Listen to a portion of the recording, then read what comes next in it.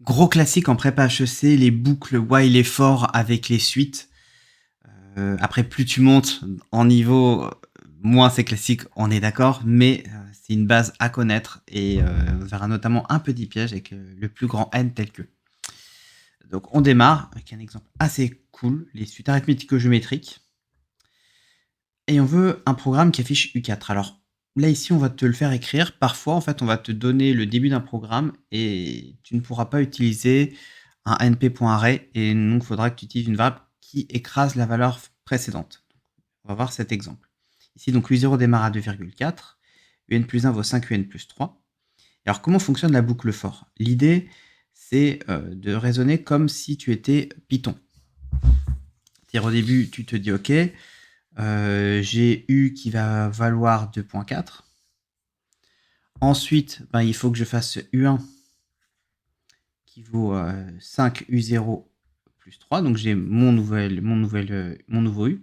U2 qui vaut 5 U1 plus 3. U3 qui vaut 5 U2 plus 3. Et U4 qui vaut 5 U3 plus 3. Et tu vois qu'à chaque fois, c'est le même calcul, c'est-à-dire ici, le nouveau U qui reçoit 5 fois l'ancien U plus 3. Et c'est là où tu dis, je vais me faire une boucle. Parce que grâce à la boucle, je ne vais pas avoir à copier 4 fois le même truc. Je vais le faire pour 4 fois. Pour ici, k égale, alors on va prendre par exemple k égale 1, k égale 2, k égale 3 et k égale 4. Ce qui me donne, en fait, for k in range, 1, 5, 1. Pourquoi 1, 5, 1? Parce que, pour rappel, quand tu as range, lui, c'est un obstacle. C'est un ouvert. Donc, on ne le prend pas. Donc, on avance avec un pas de 1. Et on fait 1, 2, 3, 4. Et le 5, on ne le prend pas. J'aurais pu aussi faire range 1, 5. Puisque quand je mets range 1, 5, c'est un pas par défaut de 1. Et même finalement, on voit que le k n'a pas d'importance ici. Parce que k il vaille 1, 2 ou 3, c'est tout le temps le même calcul. Ici, j'ai pas genre le k qui intervient. Parfois, on verra des cas où le k intervient. Donc, j'aurais très bien pu mettre aussi range 4, qui en fait me donne, c'est-à-dire je démarre à 0, mon obstacle c'est 4, donc ça fait 0, le pas de 1 par défaut, 1, 2, 3, et le 4 on ne le prend pas. Donc c'est pour ça que voilà, j'aurais pu faire un de ces trois-là, et donc ça donne ici ma boucle. On n'oublie pas d'indenter pour bien dire où est-ce qu'on prend la boucle, de mettre la première valeur, 2.4, point pas virgule, et le 2 points après la fin du for, souvent on peut l'oublier. Donc ça c'est voilà, cas très simple pour démarrer. Maintenant j'ai un programme qui affiche U0, U1, U2, U3 et U4. Donc cette fois ici, non seulement je veux faire apparaître ça, mais après je vais mettre un print. C'est-à-dire je vais mettre print pour afficher. Alors il faut distinguer ce qui est en mou et ce qui est en dur. Ce qui est en dur, c'est ce qui est entre guillemets. Par exemple, quand je marque U, ici ça me donnera entre guillemets, ça ne me donne pas la valeur U, ça me donne la lettre U, quelle que soit la valeur qui est dans la variable U. Ensuite je mets virgule pour séparer ce qui est en dur et ce qui est en mou. Et je mets K. Virgule, parce que là ici, quand K vaudra 1, ça me mettra 1. Quand K vaudra 2, ça me mettra 2. Et UK, et après je mets égal. Et je mets la valeur en mou du U. Et cette fois, ce U là, comme il n'est pas en dur, il va m'afficher la valeur qui est contenue ici. Et ça, je vais le mettre après avoir calculé. Ce qui fait que là, quand K égale 1, là je calcule U1, et ça m'affiche U1 égale nana. Puis après on passe à K égale 2, je calcule ici U2, U2 égale nanana. Sauf que moi je voulais les valeurs qui affichent aussi U0, donc c'est-à-dire qu'avant la boucle, il faudra que je mette un print U en dur U0 égale et la valeur initiale de U, que je sépare bien avec la virgule pour bien séparer ce qui est en dur et ce qui est en mou. Donc voilà comment ça va donner. Alors on va voir qu'il y aura aussi d'autres méthodes. On va voir cette première-là, en tout cas. Donc on fait ce qu'on a dit. Donc j'ai U qui prend la valeur 2.4. Print U0 égale U, donc ça m'affiche ici. Ça c'est ce qui est affiché.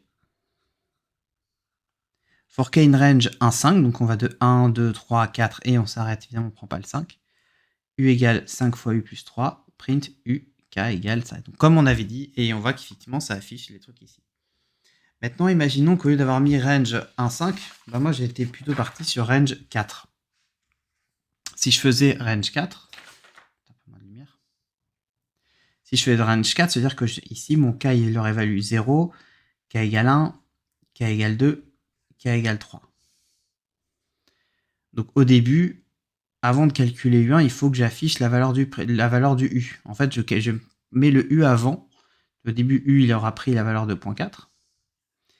J'affiche U en dur, K en mou égale virgule et la valeur de U, puisque c'est la valeur avant d'être entré dans la boucle. Et après, je calcule la nouvelle valeur. U égale U fois 5 plus 3. Et après, je vais refaire la même chose ici. Puis ici. Puis ici. Ça fait qu'à la fin, j'aurai eu U0 qui est affiché, U1 qui est affiché, U2 qui est affiché, U3 qui est affiché. Mais attention, il me reste j'aurais calculé ici aussi et calcul de U4. Mais j'aurais pas affiché U4, donc il faudra que je mette le print U4 à la fin. Et donc, tu vois, c'est ce qu'on va faire ici. U, il prend 2.4. For k in range 4, donc quand k égale 0, il m'affiche U0 égale donc 2.4. Ensuite, il calcule U1. Puis k égale 1. U1 égale, et il affiche la valeur du 1 que je viens de calculer. Puis après, il calcule U2. K égale 2, il m'affiche U2, il calcule U3. K égale 3, il m'affiche U3, et il calcule U4. Et après, print U4 égale pour avoir le U4. Il y a un troisième cas, donc ça je te laisse le voir. Le doc est à télécharger de toute façon, donc il n'y a pas de surprise. Tu peux voir le doc à télécharger. C'est le lien dans la description. Il y a 160 pages sur Python de première année, donc c'est très pratique. Donc ça, c'était les premiers trucs. Alors tu vas me dire, oui, on aurait pu faire aussi avec un tableau. Effectivement, moi je voulais te montrer un peu tous les cas, mais effectivement, là, ici, tu aurais pu faire avec un tableau. On va voir le tableau quand il est obligatoire, c'est-à-dire pour tracer un graphique. On va voir avant, justement, le programme qui affiche le plus petit n tel que un est supérieur ou égal à 10 000. Donc ici, on avait vu que dans le précédent, on a fait une boucle for parce qu'on savait combien on voulait de valeurs. Maintenant ici, on ne sait pas combien de fois on veut faire tourner la boucle, parce qu'on ne sait pas qui est le plus petit n tel que n est supérieur ou égal à 10 000. En revanche, on sait qu'au début, c'est pas supérieur à 10 000. Et vu la tronche, oui, c'est croissant. Quand je fais un plus 1 moins un, ça se voit que ça va être croissant. Donc, je me dis, je vais faire, ok, calcul 1, puis 2, puis 3, puis 4, je vais tester jusqu'à ce qu'à un moment, j'atteigne 10 000. Si je teste et tu imagines que j'atteigne au U11, j'obtiens 10 000, ça veut dire que c'est le premier n tel que n est supérieur ou égal à 10 000. Et ça, c'est ce qu'on appelle une boucle while, tant que. Et je vais faire tant que le contraire arrive, je continue. Ça se matérialise comment? Ici, je démarre U0, U égale 2.4. Ça, c'est la valeur initiale. Ici, c'est ce qu'on appelle le compteur.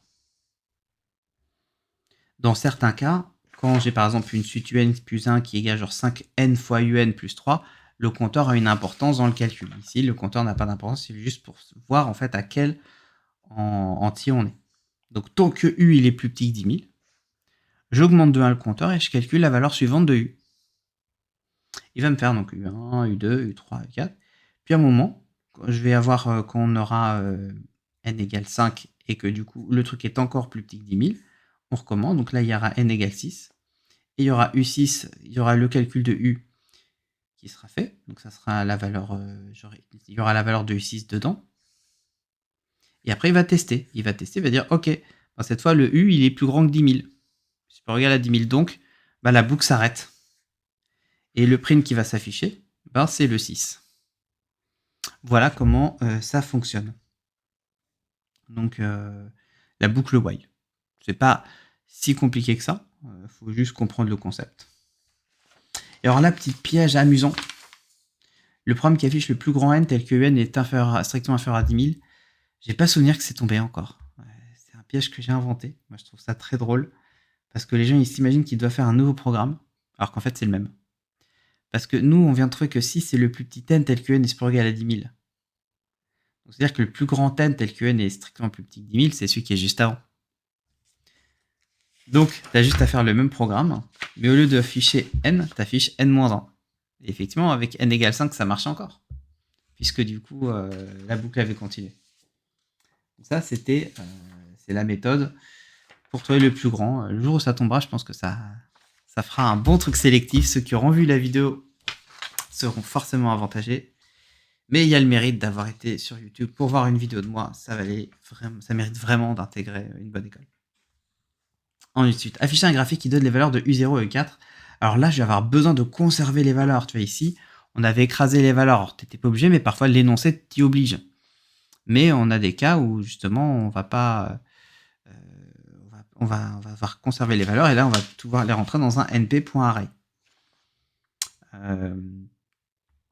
Donc, il y a plusieurs possibilités pour le calculer. Donc, on va voir la première. Donc, déjà, import numpy as np. Ça, c'est pour les trucs. Import matplotlib.pyplot as plt pour pouvoir faire le plot. Et au départ, on crée... Alors, t'es pas obligé de créer une matrice avec des zéros, mais j'ai l'impression que les correcteurs et les concepteurs aiment bien ça. D'avoir en fait comme un truc avec des cases vides en fait. Donc np.0, bah, il te crée ton tableau avec 5 cases. Pour rappel, les cases, le nom des index, ici c'est 0, 1, 2, 3, 4. Donc l'index 0, c'est la première cellule. Donc ici, tout va bien parce qu'on a le premier terme qui est 0. Dans des sujets plus compliqués, on va te faire démarrer par U1. Grand truc de maths approfondi d'ailleurs, ça. Faire démarrer par U1. Comme ça, en fait, tu vois qu'ici, dans la cellule 0, il y aura U1. Dans la cellule 1, il y aura U2. Donc, quand tu es dans la cellule K, tu auras UK plus 1. Donc, ça crée pas mal d'embrouilles. Et c'est beaucoup plus drôle. Ça donne toujours des sujets assez marrants. Dans l'ancien formule, c'était avec Scilab et tu avais le même délire, sauf qu'en fait, on démarrait avec le 1 et donc, en fait, du coup, quand il y avait eu 0, c'est ça qui posait problème. Donc, au début, qu'est-ce que je fais? Donc, j'ai 0, donc je rentre dans l'index 0, la valeur de 0. Et ensuite, je fais ma boucle for k in range 4. Donc, ici, pourquoi for k in range 4? C'est-à-dire que k, il va prendre les valeurs 0, 1, 2, 3. Donc, si moi, je veux rentrer dans la cellule U1, dire qu'en fait, on fait 5 fois U0 plus 3, que quand k égale 1, ici, je veux rentrer dans la cellule 2, d'index 2, hein, donc la troisième cellule. Le 5 fois U, c'est la valeur qu'il y avait dans l'index 1, plus 3. Tu vois qu'ici, c'est pas le k, il est là. Donc ici, c'est k plus 1. Donc, ce que je veux faire, en fait, dans ma boucle, c'est uk plus 1 égale 5 fois uk plus 3. Et alors ça, tu vois, quand tu as des trucs avec des indices, etc., moi, je te conseille de l'écrire à la mano, de le faire. Ça te prend 2 minutes, 1 minute, grand max. Grand max. Mais au moins, tu es sûr d'avoir les points sur un truc qui va être sélectif. C'est super rentable, surtout quand tu vois les points que ça rapporte Python au concours. Ça vaut franchement le coup. Donc, vraiment, fais-le comme ça. Donc, j'ai maintenant ma matrice U où j'ai les valeurs à l'intérieur du 0, U1, U2, U3, U4. Si tu as vu la vidéo précédente, comment on fait dans un graphique une suite, donc on fait plp.plot avec ici les abscisses, les ordonnées. Et quand je mets ça, c'est-à-dire qu'en fait, je veux juste tracer les points et je veux pas tracer de graphe. Et après, point virgule, plt.show parce que sinon, on n'affiche pas le graphique. Donc, tu vas me dire, ouais, ok, les ordonnées, c'est qui? Les ordonnées, en fait, notre Y, ça va être U. Parce que justement, c'est notre U qu'on a créé. Et pour les abscisses, moi, ce que je veux, c'est avoir 0, 1, 2, 3, 4.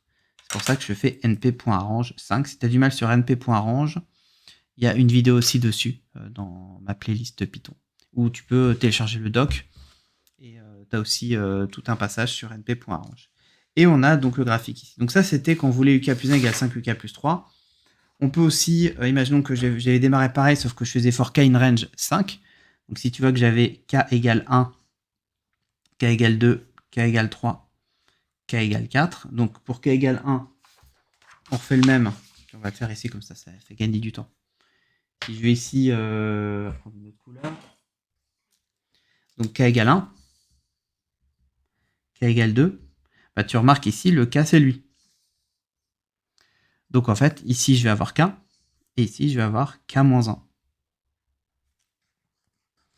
Donc ça va me donner ici uk égale 5 fois UK-1 plus 3. Et c'est ça qui va me permettre de calculer les valeurs en les conservant. Et on retrouve le même graphique. J'aurais pu aussi utiliser une liste avec la méthode append. Ça, si tu es en maths appliqué, très très important, parce qu'en maths appliqué, on vous fout les listes. Alors, en maths approfondi, non, apparemment. Maintenant, les listes, c'est quand même au programme de seconde. Donc, attention. Moi, c'est le genre de truc sur lequel je ferai pas le con, surtout que les listes, t'as pas besoin non plus de faire 10 000 trucs, il suffit de voir mes vidéos. Là, j'ai toute une playlist sur les listes, et ça te permet de comprendre comment ça fonctionne. Donc là, for k in range 4, donc au lieu de faire UK égale 5 UK-1 plus 3, en fait, on crée notre liste en mettant que 2.4. C'est qu'ici, j'ai ici. Donc c'est quoi? C'est l'index 0, mais il n'y en a qu'un en fait dans la liste d'index. Ensuite, for k in range, donc je vais avoir k égale 1. Et non, k égale 0 d'abord, puisque range 4, ça va faire k égale 0, k égale 1, k égale 2 et k égale 3. Donc moi, ce que je veux, c'est calculer le 5 fois UK plus 3 et le rentrer dans la nouvelle liste. Et donc c'est pour ça que quand je fais u.append, je rentre tout à la fin la valeur 5 fois u0 plus 3 quand j'ai au début. Après, quand je vais faire k égale 1, je vais faire rentrer le 5 fois u1 plus 3. Et après le 5 tout à la fin, donc du coup ça rentrera dans l'index 2. Et après, quand je serai à k égale 2, je vais faire rentrer 5 fois u2 plus 3. Du coup, tout à la fin, donc dans l'index 3. Et pour k égale 3, je vais rentrer 5 fois u3 plus 3, donc dans l'index 4, tout ça à la fin. Donc voilà comment on fait u.append. Ça a l'air chaud au début, mais tu vois, en fait, c'est très clair quand tu le déroules et que tu as bien compris la méthode append. Tu as toute une vidéo là-dessus aussi. Le pltype.plot, tu vois, j'ai pas fait xy, j'ai mis directement np.arrange 5 pour les abscisses, donc ça me fait 0, 1, 2, 3, 4. Et ici, le u, je vais pas passer par une variable y, donc on peut très bien faire comme ça. Et ça permet de faire le même graphique. Et tu as un autre exemple ici, là-dessus, une autre méthode. Alors, quand je te parle du cas où il a la suite géométrique où le premier terme est U1, donc tu as tout un exercice le même, avec quelques petites différences. Tu peux le télécharger, il y a toute la correction ici, c'est gratuit. Donc, lien dans la description.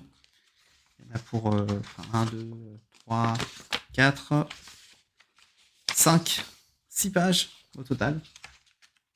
Donc, tu vas bien t'amuser.